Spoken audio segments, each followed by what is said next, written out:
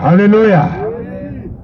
Ndo mama Ruza akaisa akasimba iwe ekuti pakusarudza vaapostoro hana kana mukadzi wani wakatora mai vake vakamuzora vepo automatically she qualified to be an apostle nokuti vakamutakura 9 months vakamuyamwisa kudai but havana kuqualify. Haleluya. Amen. Maria Magadharina akaburitswa madhimoni naJesu, aishandira Jesu naJohana mukadzi wakusa. Hapana kana Yohana akaqualify kuita mupostori. Asi vakanyorwa mubhaibheri kuti vaishumira Jesu nezvavo. Haleluya. Amen. Touya kunoko tiri kunzi compete according to the rules. Toona ana maigungo wa mapostori.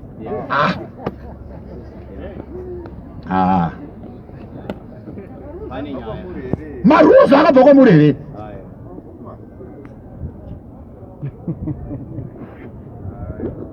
Haleluya.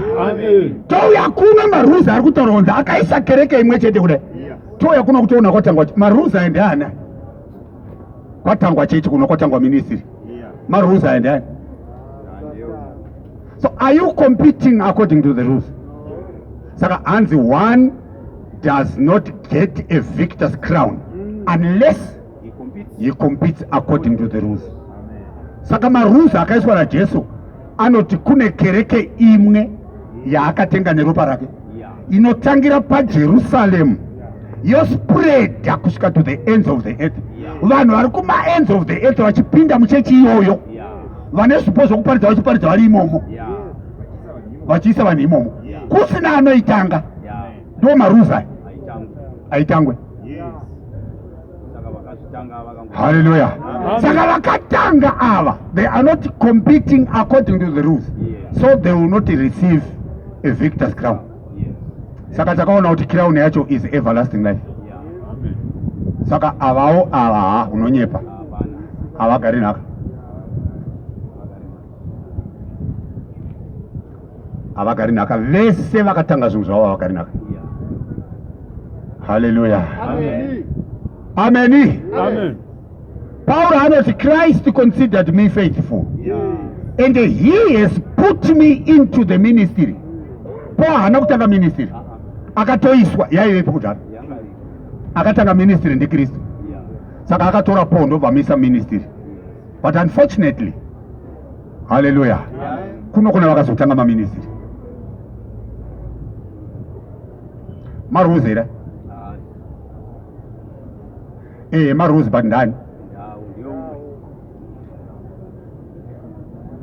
Hallelujah. Amen. Mwari achisika denga nenyika kudai nezvinhu zvese zvinoitwa panyika panapa aiparidza vhangeri yake. Ndosaka uchinzwa Pauro kuna Rome chapter 1 achiti kwema muparidzwe nenature here. Nature yakaitwa naMwari kusika kwakaita kudai kunotoparidza shoko raMwari. Hallelujah. Amen. Takambonzwa umwe munyori achitonyora nature ichiparidza shoko raMwari kuti zuva rinobuda, zuva ronyura, richikurumidzira kwarinozobudazve. Iri riri kuparidza iroro. Hallelujah. Saka kubuda kunoita zuva kuyewa nekunyura kwanoenda kwa inature yaiprofita kuuya kwaJesu, nokuti anoti ndakabuda ndikabva kuna Mwari. Saka kubuda kwezuva kuuya kwaJesu panyika. Jesu ndiwo chiedza chenyika, auya kuzovhenekera panyika. Hallelujah. Kuti anina nanotenda aponesore. Saka Jesu anonyura, he goes down. Oita 3 days omva amuka odzokera kudenga kwakabva kuti agosutsuka futi kepiri. Izuva ranyura buda nomva ranyura kukurumidza kwaanozobuda. Inature iri kuparidza. Saka Mwari achiita kuti nyika dzepasi rino dzive nehurumende, aiparidza vhangeri yake nenature. Hallelujah. Amen. Munoenda munoita sarudzo, mosarudza wahwina paelection wonzi ndiye ahwina president. Iyeyo ndiye anoumba hurumende, ndiye anoumba ma-ministries oappointa vanhu into each and every ministry. Saka anoti uenda kuisa kudefense, iwe uenda kuisa kuhome affairs, uenda kuisa ku-internal security, iwe uenda kuisa ku-education, iwe uenda kuisa ku-higher education, tertiary and education chakuchakutu, iwe uenda kuisa ku-health. Hallelujah. Iwe uenda kuisa ku-industry and commerce, iwe uenda kuisa ku-sports and culture, uenda kuisa kufinance pavanhu ava vapuwa maministries ava hakuna munhu achine simba achatenderwa kuzouya kuna president achivaudza kuti ndakazotanga ministry yangu yedefense saka ndava nemasoja 500 andarecruita so far.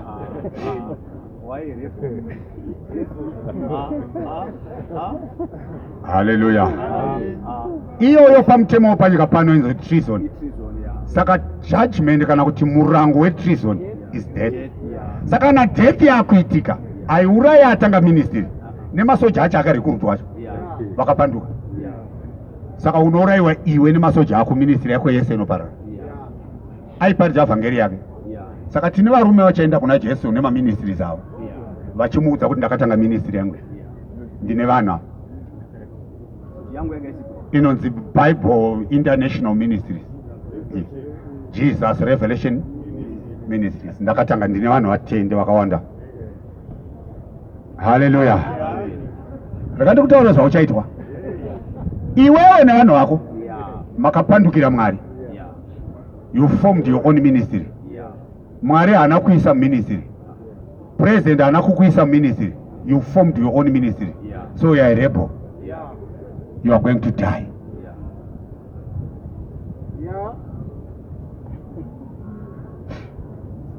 Hallelujah. Kuna kuti havana kukombita according to the rule. Saka tine a lot of people vari kuteera vanhu vari kurana not according to the rules. Vakagadzira marules avo vada kutenda nemarules avo kuna Jesu kuti ndo zvataita zvazvakaipa izvi. Ndo vanhu vaya vanonzi vachikubvunza kuti iwe munoda kuti Jesu achaparadza vanhu vese vari kunamata panyika pana. Okay, iwono unotarisa kuwanda kwavanhu. Jesu akatoti vanoponeswa vashoma. Akatomubvunza mumwe kuti Ishe vachaponeswa vashoma here. Zvikanzi inzwa mhinduro yakachenjera. Zvikanzi imimi irwai kupinda nesoro rakamanikana. Imi irwai kupinda nesoro rakamanikana. Nokuti ndinoti kwamuri zviro kwazvo vazhinji vachatsvaka kupinda naro iro but havangapinda. Vazhinji vachatsvaka kupinda nesoro rakamanikana but havangagoni. Uko angambotaura kuti soro rakamanikana ndo rinoenda kuupenyu, vanoriwana vashoma. Iri rakapamhama ndo rinoenda kunoparara, vanopinda naro vazhinji. Saka akapedza masipotsi kare kare, chizara henyu ko muchiti kunamata Mwari, muchimhanya not according to the rules. Akapedza iye zvinezvi angokumirirai kuti angosvika kubvunzai kuti pamaimhanya marules aya ndaani amaimhanya nawo. Akatokumirirai ende hakudzivisei kuitaka munotowanda sangano richitokura zvokuti munoti Mwari ari kupupurira zvinhu zvake, chechi iri kukura. Haleluya. Haasi kupupurira, arongoita shoko raakaudza muprofita kuti wakazviita ndikaramba ndakanyarara, ukofunga ndakafanana newe chaonana musi wekudi. Ndosaka ari kutaura kuti vazhinji vachauya kwandiri nezuva rokupedzisira vachiti Ishe hatina kuprofita muzita renyu. Kuna kuti vaiprofita, hatina kuita mabasa esimba mazhinji muzita renyu. Kuna kuti vaita mamiracles. Hatina kuburitsa mweya yakaipa muzita renyu. Kuna kuti vaikasta mademons. Hanzi ndichavaudza pachena kuti ibvai kwandiri imi vaite sakarurama. I never knew you. Asi vaiprofita vasingazikanwi naMwari. Haleluya. Kwenyu kunoprofitwa vanozikanwa. Yesu kuprofita vari kuprofita, minana iri kudi iri kuitwa vanozikanwa. Jesu anotaura pachena, but nyaya iripo manje yakashata kwatiri isusu ndeyekuti musi waachazotiudza kuti ibvai rinenge razuva rekudi rekupedzisira rekuti akuchina kuchaendwa, kwangosara nzvimbo mbiri dzinoti kwaari iye kwamanzi ibvai nekumoto. Saka nzvimbo yakakumirirai moto chete. Zvino nyaya tiri kutaura panapa ndeyekuti zuva iroro risati rakusvikira iwe gara wabva kunzirai yakapamhamai. Haleluya. Zvino iwe hausikwanisa kubvako nokuti uri kuona kuwanda kwevanhu nemamiracles ari kuita wakati ndezvaMwari. Jesu akataura kuti mukanzwa zvanzi Kristu ari pano kana kuti aporegai kutenda. Aiudza vanhu vake izvo. Nokuti vachamuka vana Kristu venhema nevaprofita venhema vacharatidza zviratidzo zvikuru nezvinoshamisa kuti kana vachibvira vatsause nevaka. Mamwe mashoko anototi vazhinji vachauya nezita rangu vachiti ndini Kristu vachitsausa vanhu vazhinji. Unotsauswa nezita rekuti Kristu.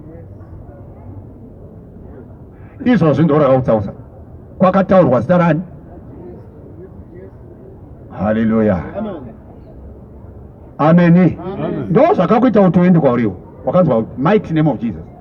Pakatiwa munana ukati hey, man of God. Yeah. Vanoponeswa Zakaria, muprofita Zakaria akaprofita. Iwe hazvina kunaka zvinhu izvi. Yeah, akaprofita kare. Iwe nyaya yekuponeswa kwedu yakataurwa kudhara. Chiri kunetsa ndechekuti vanhu vari kuda kuedza kugadzira ruponeso rwaunhasi uno. Vanhu vari kugadzira nzira yavo yekuponeswa nayo ivo vamene. Mwari haaponesi vanhu nenzira dzavo. Mwari anoponesa vanhu nenzira yake, ende yake yacho i1 akaita imwe chete. Mwari haasi kuzokuponesa nenzira dzenza makadhivhaisa idzi. Haleluya. Imi kana muchiparidzirana moti mwaranda vanhu vese, mwaranda vanhu vese, vanhu vese vanoda kuponeswa, so we want to depopulate earth and depopulate heaven. Vanhu vese vanoenda kudenga, but inzwa muprofita. Zechariah 13 verse number 8. Zechariah chapter 13 verse number 8. In the whole land. In the whole land. It means the whole land is the whole world. Declares the Lord. Declares the Lord. 2/3 of the population of the world. Struck down and perish. They will be struck down and perish. They will be destroyed. 2/3. Yet 1/3 will be left in it. Saka watozviona manje. 2/3 vachaparara. 1/3 ndio ichaponesa.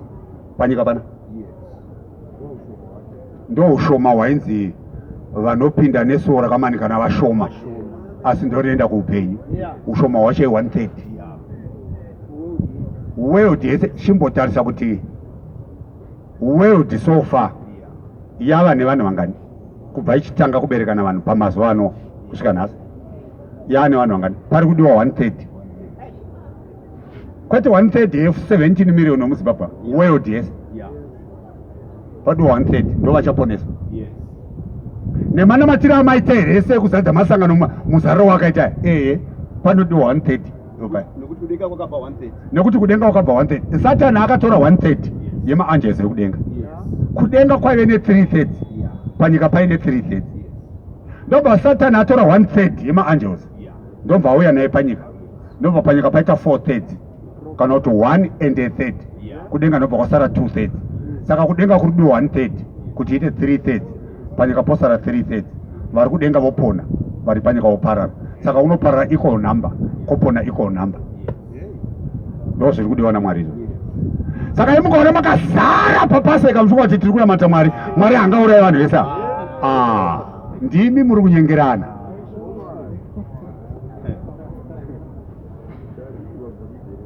Ndimi muri kunyengerana.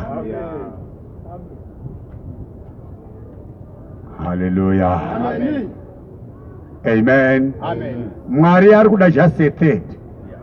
Inzwa 2/3 panyika panapa dzichaparadzwa nemoto, 1/3 ichaponeswa nemoto. Ona zvakaita Mwari. Amen. Ndosaka uchiona kuti same fire today, mukaisa matanda mumoto anopera kuita marasha, sara radota. Asi mukaita goridhe mumoto rinobuda ramopiwa. Same fire noparadza zvimwe ichinatsa zvimwe. Hallelujah. Paulo otaura kuna chapter 12 dzavaHebrew, anotaura God is a consuming fire. Saka ndiwo moto uchaparadza.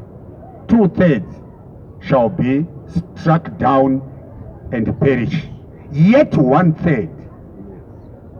Verse number 9. Yes. This 1/3 I will bring into the fire. God will bring into fire. I will refine them like silver. These are put into the fire for refinement. And the 2/3 is put into the fire for destruction. I will refine them and test them like gold. and test them like gold. Saka zvekupisa gold zvotoparidza vhangeri. Kupisa goridhe kunotetwa panyika kuyepa. Kuparidza vhangeri. Ivhangeri itoparidzwa ipo paya. Imakafunga kuti kungoita mari. Aiwa nature iri kutoparidza vhangeri. Kunochera yobva uko iri gold. Oh, mosvika moto yobuda yapiwa gold china yese yabva. Ivhangeri iyoya. Ima muna kuziva muri kungofunga zvemining chete kukorokoza.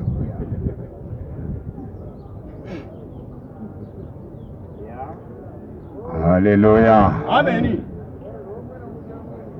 Amen. Amen. Ndo shoko la Mwari zvari. Yes. Saka zvinhu zvaunorarama every day zvinoparidza shoko raMwari, but hauzvinzwi kuti panopaparidzwa shoko raMwari. Hallelujah. Amen. Amen. Amen. Yeah. Ndo shoko lacho zvinotika hatina zvimwe. Hatibvumirwi kutapudza kana kuwedzera. Saka Mwari arikuda 1/3 panyika pana. Just 1/3. So nyaya yapo manje haye kuti iwewe you must be part of that 30. Saka zviya zvekuzadza masangano zviya tiri kunamata Mwari zvokuti munoita 1 week muchidya Paseka. Bishop atadza kupedza kukudyisai. Izvo zviya munongedzo wakajeka kuti vanhu vari kuparara. Kutowanda iko kuya. Munongedzo wakakwana kuti vanhu ndeye kudiya. Ndeye kuparara. Hallelujah. Amen. Amen. Amen. Ndo saka muchiona kuti shoko raMwari rikaparidzwa kudai. Vanhu vakataura zvemugodhi. Vanhu vakataura zveRoman Catholic. Vanhu vakataura zveZayoja. Vakataura zveFM. Hakuna munhu anombobvunza kuti FM yacho ndii. Hakuna kana wani. Pano tikataura zvekuti Salvation Army. Hakuna munhu anombosimudza ruoko kuti ndiri kubvunza Salvation Army yacho ndeipi. Hakuna. Asi tikataura zvechechi maoko ndai.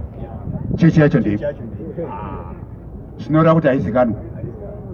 Mugodhi inozikanwa wakangotaura zvemugodhi anotozikanwa. Nakudai asiri kuiona anotoziva kuti mugodhi iripo.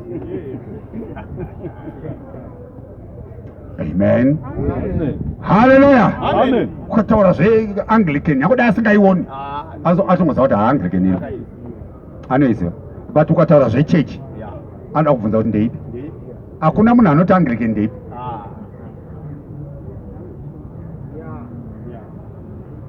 Hallelujah. Amen. Amen. Amen.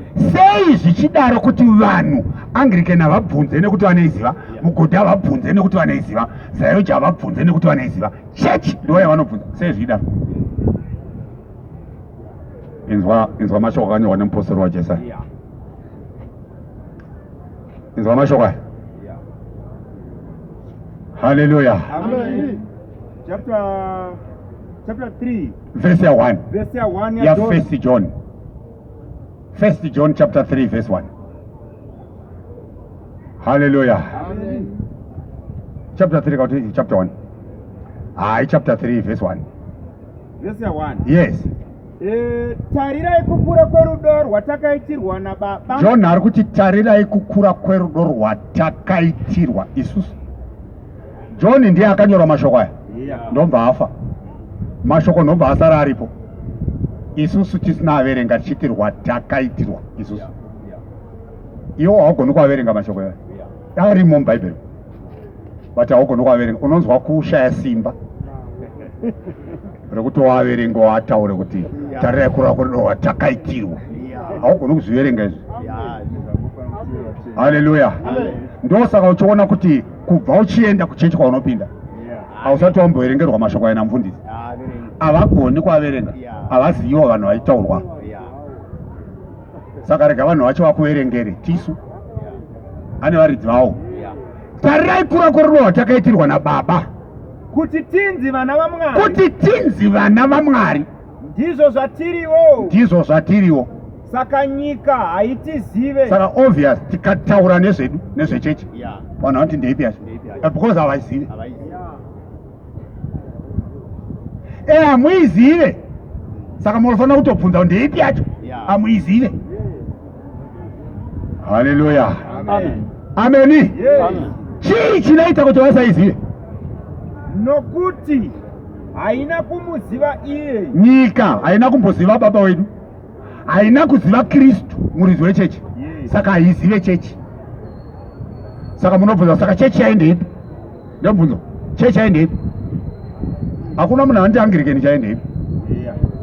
Angirikeni inozikanwa unyange nekamwana kari grade 2, but chechi varume vakuru havaizivi, nokuti havana kumbomuziva iye paakauya panyika kudai.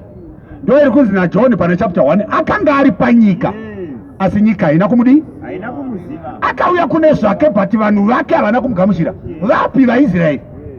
Asi kune vose vakamugamuchira akavapa simba kuti vave vana vaMwari. Haleluya. Saka kuti iwewe mwana waMwari iwe hazvibva pakuti unoda kuita mwana waMwari, zvinobva pakuti iye akakupa simba.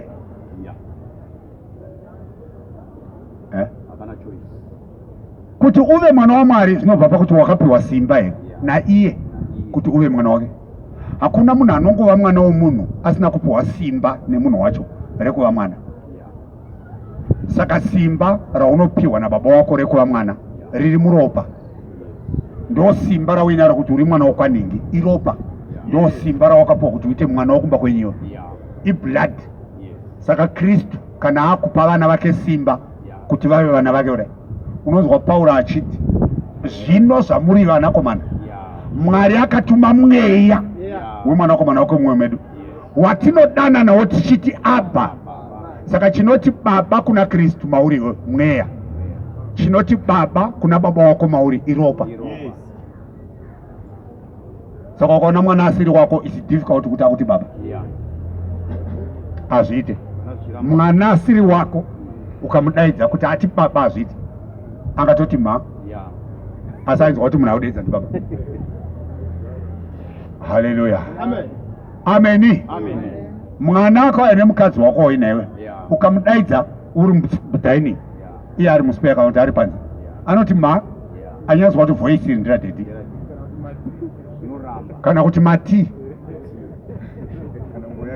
kana ngouya akanyarara osvika kuti mati asvika.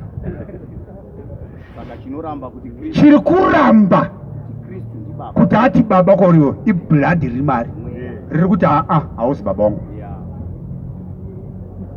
Haleluya.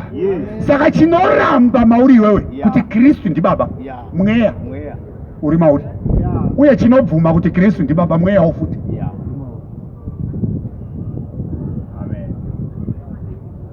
Haleluya.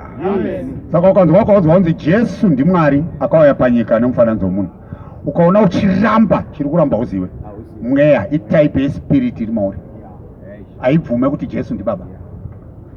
Spirit iyoyeyo ispirit yaSatani, inoziva kuti baba wayo ndi Satani. Saka ikazoti Kristu ndi baba futi, haukamu kuti mwana antaona baba waye. Haibvume kuti Kristu ndi baba, inenge yakamira ichiti Jehovha ndiye baba. Kuti Jehovha ndiye baba kuda kurasisa vanhu, ari kunzi Jehovha ndi baba ndi diablos. Spirit iri mauri ndi yaSatani.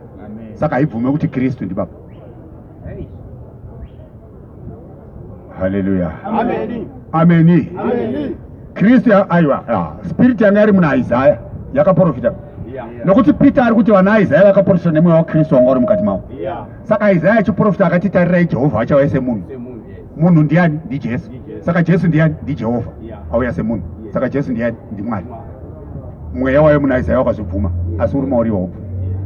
Saka John achitotaura pana 1 John chapter 4 verse number 2. Anoti, this is how you recognize the Spirit of God. Kana makuda kuona kuti mufundisi kana muvhangeri kana munyori wekuchechi kwenyu ane mweya waMwari, kana makuda kuzviona, this is how you recognize kuti mufundisi wenyu ane mweya waMwari. Yes. Every spirit that recognizes that or acknowledges that Jesus Christ has come in the flesh. Iyo spirit, ndo spirit inobva kuna Mwari. Jesus Christ has come on earth in the flesh. What is the flesh? It's the Son of God. who is Jesus Christ, who has come in the flesh, is God. Yes. Hallelujah. Atotaura kuti Jesu akambenga ari mweya ndobva azouya panyama. Saka mweya ndiani? Ndi Mwari. Mweya unotaura izvozvo ndo mweya waMwari.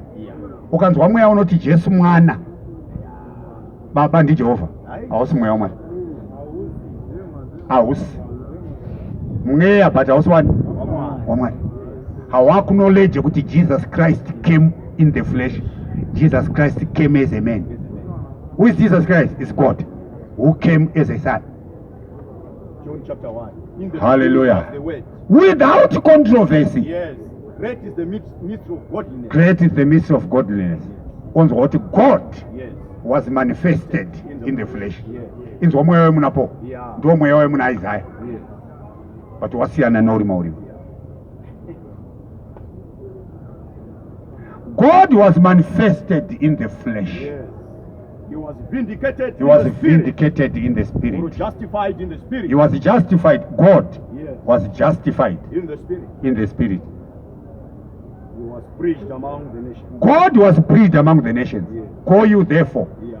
and preach the gospel to all the nations. Yes. What are they going to preach? God. God. So what is the gospel?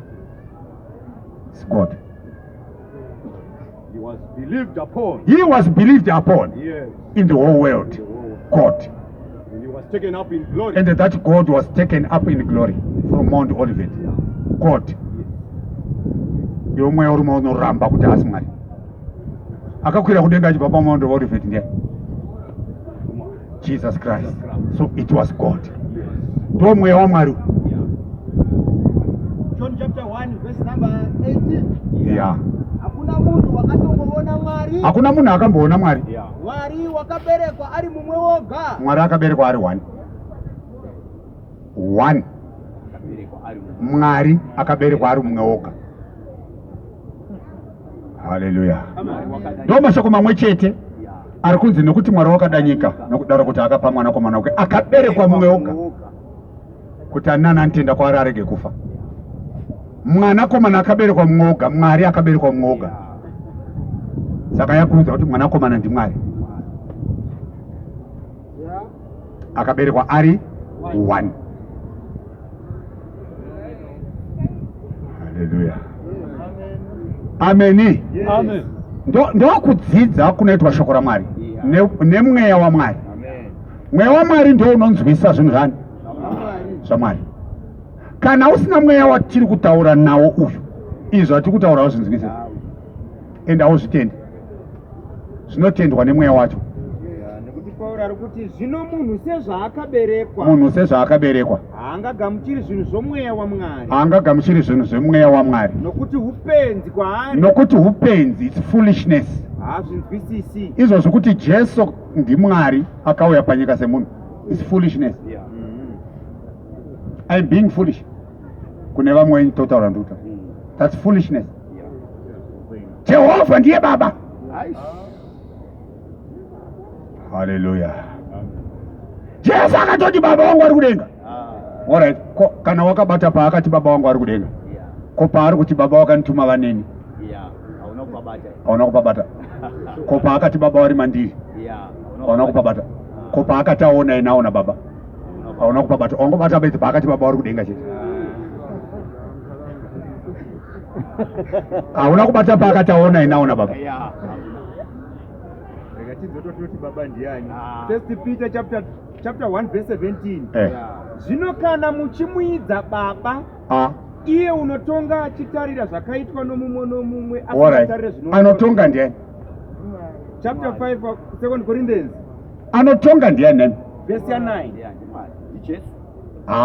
Imbo Matthew chapter 25. Ndiani anotonga leo? 25. Kutonga kukuru. Number 31 verse. Verse number 31. Matthew chapter 25. Ndo pamfananidzo yasikana negumika vamakaimba nziyo bati zvamunambozvinzwa zviripo pana Matthew chapter 25 vasikana vane 10. Hallelujah. Inzwanzo. Zvino kana mwanakomana womunhu achiuya nokubwinya kwake navatumwa vose vanaye mwanakomana wemunhu uchagara pachigaro chake choushe chinobwinya. achagara pachigaro chake. Anogara pachigaro chake cheushe chinobwinya ndiani? Pari kutorwa nyaya yekutonga uko kudi. Saka ndiani anotonga? Saka mwanakomana ndiani? Kwemimi hamuzinzwe sei? Naye hamuzinzwe sei?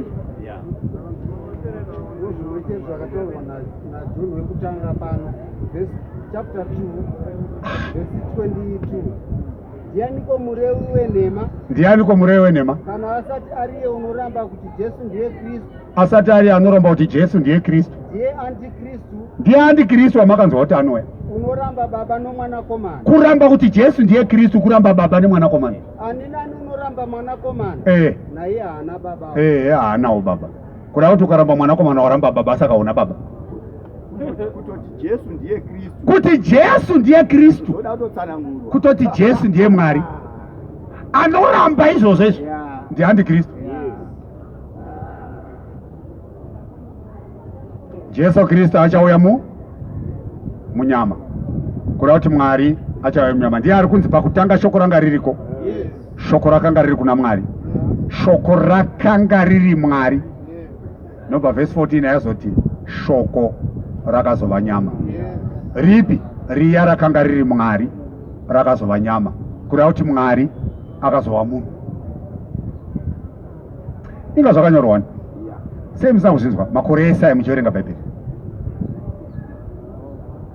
Haleluya. Kureva kuti mamuri hamuna mweya unoti baba kune uyu. Zvino kana munhu asina mweya waKristu haazwani. Hakuna kunzi kana munhu asina mweya waJehovha vhura bhuku zvakanaka zvei. Asina kunzi kana munhu asina mweya waJehovha azwake. Varoma chapter 8 verse 9. Asi imi hamuzi munyama. Asi imi hamuzi munyama, asi mumweya. Asi muri mumweya. Kana mweya waMwari achigara zviro kwazvo mukati menyu. Inzwa, ndoda mashoko aya manyorerwa akaitwayo. Kana mweya waMwari achigara zviro kwazvo mukati menyu. Haleluya. Panzi mweya wani? waMwari. Chinzwa pazasi pacho. Akududzira nyaya ngaita. Asi kana munhu asina mweya waKristu haazi wake. Saka kune mweya mingati? Kwanzi kana munhu hanzi kana mweya waMwari achigara mukati menyu ndokuti muri mumweya. Kana munhu asina mweya waKristu haazi wake. Saka munhu anova nemweya mingani? Saka Mwari ndiani? NdiKristu. Ndozvokutaurwa apa. Abuda pachena kuti Mwari ndiani? Kristu ndiani? NdiMwari. Haleluya. Ameni. Hazvinzikwe izvozvizvi nepfungwa dzevanhu kudai. Zvinonzwikwa nomweya waMwari. Haleluya. Ndosaka makaona kuti vanhu vanoita zvokunodzidza maBhaibheri vaya kuchikoro zvinovanetsa kududzira mashoko aya. Havazvigoni. Vane ruzivo rwekuchikoro, havana ruzivo rwomweya. Jesu akati kana mweya mutsvene auya ndiye achakudzidzisai zvese. Haana kuti muchanodzidziswa kukoreji. Ave kukoreji ava atoma mamwe marules iwayo. Haisi ruu yaMwari iyo. Haleluya. Haasi marules aMwari iwayo kuti vanhu vafundisi vanotanga vamboenda kuchikoro kunotrainwa. Haasi marules aMwari. Marules aMwari anoti akapa vanhu zvipo, akapa vamwe kuti vave vapostori, vamwe vaprofita, vamwe vavhangeri, vamwe vadzidzisi nevafudzi. Mapasta ka zvipo zvakapiwa nani? naMwari. Saka chipo hachitrainwi kukoreji ba. Saka marules ekuti vanhu vanotanga vaenda kukoreji vozonzi apasta aya ndeye vanhu iwaya, haasi aMwari. Saka you are not running according to the rules. Saka namatadza kumhanya according to the rules, shoko rati you will not be crowned. Haleluya. Saka vese vari kuendesa vafundisi kuzvikoro vachivadzosawo pamabasa ekutungamirira masangano, they are not running according to the rules. Saka rati kana mukasamhanya according to the rules hamupuhwi crown of victory. Hamupfekedzwi korona.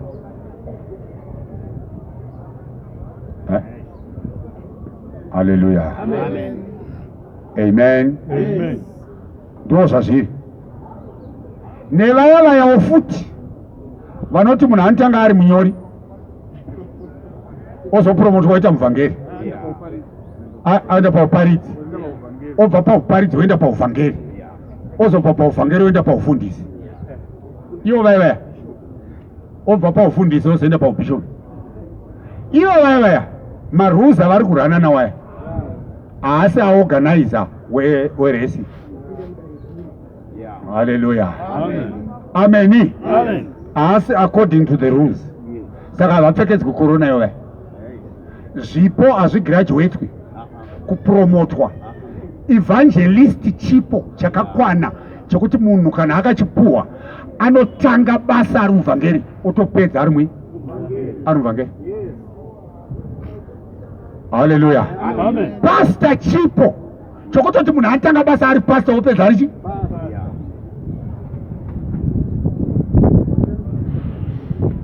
Hallelujah. Amen. Prophet chipo chinototanga munhu ari prophet opedza ari chi.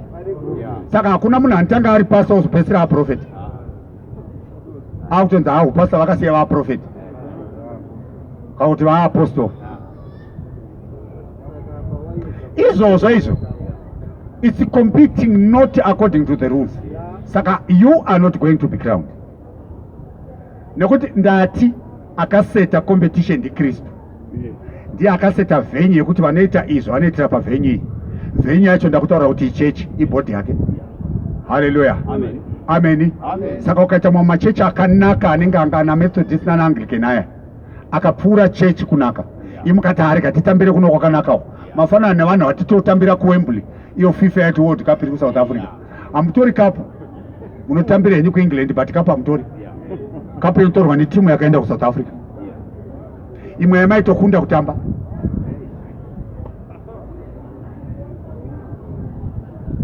Hallelujah. Amen. Saka Kristu ndiye akaisa marules acho. Saka marules acho akawanda. Rule number 1 yakaisa ndeyekuti one venue, which means one church. Saka vese vanokukwidza vanofana kukwidza vari muchechi iyoyi. Machechi haakukwidzani ba, vanhu vanokukwidza vari muchechi. Ndo venue yakaiswa naKristu. Hallelujah. Amen. Pakukwidza kwavanhu vachimhanya muresi kudai ndobva aisa marules and regulations. Varume vakanzi idai vakadzi venyu mugare nawo nekuziva, muiziva kuti vakadzi midzi here sipadiki kwamuri. Hallelujah.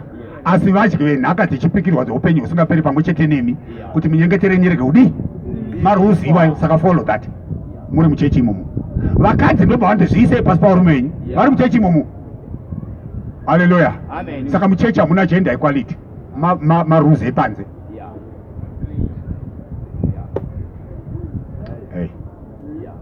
Hallelujah.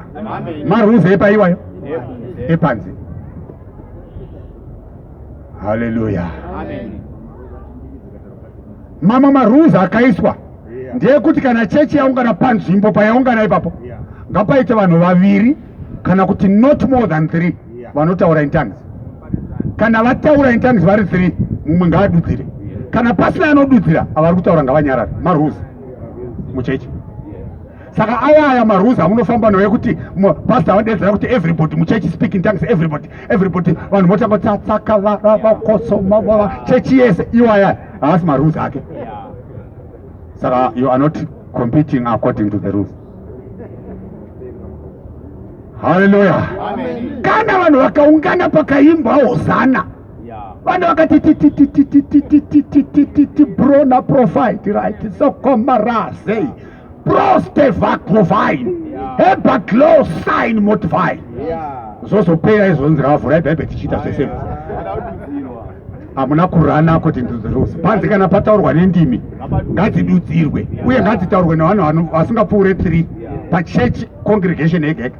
Hapafani kuita vanhu 3 vanopfuura vanotaura nendimi. 3 maximum number. Vamwe vodudzira. Kana pasina anodudzira 3 vacho ngavadi ngavanyarare muchechi.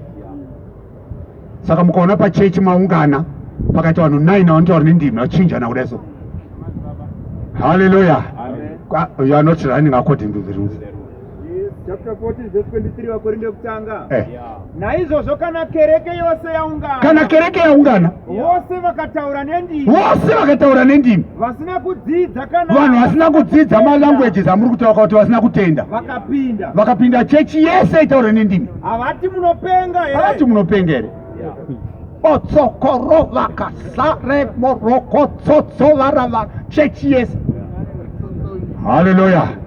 vanhu hati munopenga here kurava kuti shoko ramwari haribvumire tsika iyoya yokuti kana vanhu vaungana chechi yese mutaura nendimi haribvume marules akaiswa neakaseta rese ndikristu akaisa marules iwa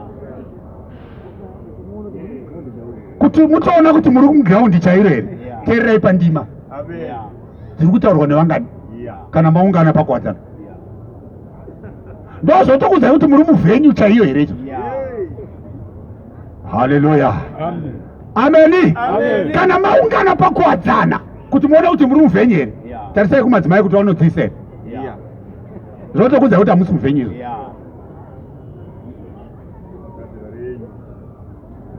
haleluya amen saka nezuro maiveko kwakataurwa nendimika zvakava zvakadii chekutanga vangani vakataura nadzo 7 aisiyo chapter 14 verse 26 kana pakataurwa 7 vanhu nendimi aiziyo hanzi zvose ngazviitwe nemutoo wakanaka mukereke allright ngazviitwe neorder muchechi alright vakorinto kutanga chapter 14 verse 26 ichechi iri kunyorerwai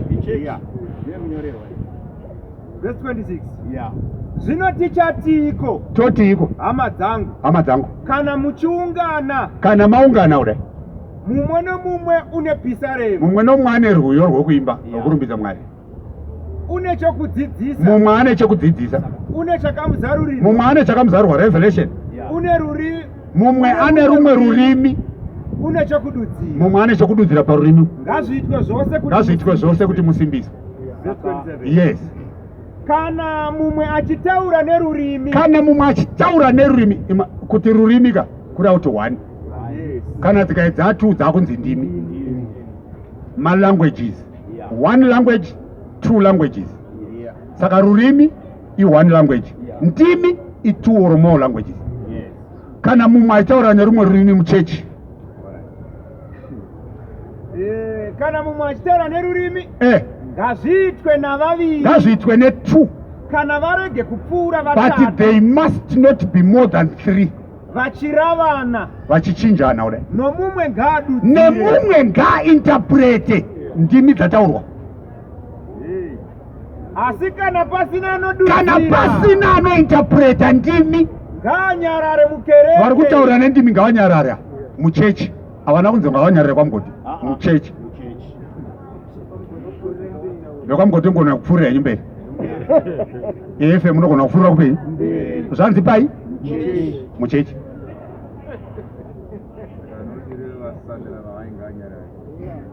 haleluya saka zvoreva kuti mukaona vanhu vaita more than 3 vanotaura in tongues chechi yaungana pabudiriro zvotoreva kuti this is wrong kuda kuti iyi nevanhu vakaungana haisi chechi bai hamusi mugiraundi chairo muri kurana henyu asi hamusi mugiraundi muri kunze haleluya yes ngaazvitaurire iye nokuna mwari anotaurire ndimi ngaazvitaurire iye nekuna mwari kuda kuti taura wakanyarara nokuti mwari anonzwa zvaunotaura nemwoyo muromo wakanyarara saka taura kuna mwari wako kuti danforce wakanyarara kuti greater underside more than fall haufanira kutongonzikwa muchechi kana zvauri kutaura zviri ndimi taura kuna mwari zvino danforce hadzingave ndimi danforce haleluya danforce yashanda chii muchechi because danforce ikompresa yefiriji ka anomoziva vanhu vakaita refrigeration danforce ikompresa yefiriji haleluya yaigadzirwa kugermany that was one of the strongest compressors yefiriji iyoyo neimwe yainzi tecams yaigadzirwa kufrance danforce yaigadzirwa kugermany makompresa waiti kuona waisirwa kompresa yerudzi rwori pafiriji pako aunokanganwa bhodhi yefiriji inoparara kompresa ichirana saka wakati danforce totsvaka kuti kuchechi kompresa iri kuti kudi kompresa neshoko raMwari indimene. Hallelujah. Amen. Okay, Verse 29. verse 29. Vaprofita ngavataure vaviri Asho. kana vatatu nevamwe ngavaite. Saka mukaona kuchechi kwenyu kuchitaura one prophet idisorder zvokutaudza kuti haisiyo venyu. Pari kutonzi vairi kana kuti vatatu vachiprofita, vamwe ngavaite vakagara pasi.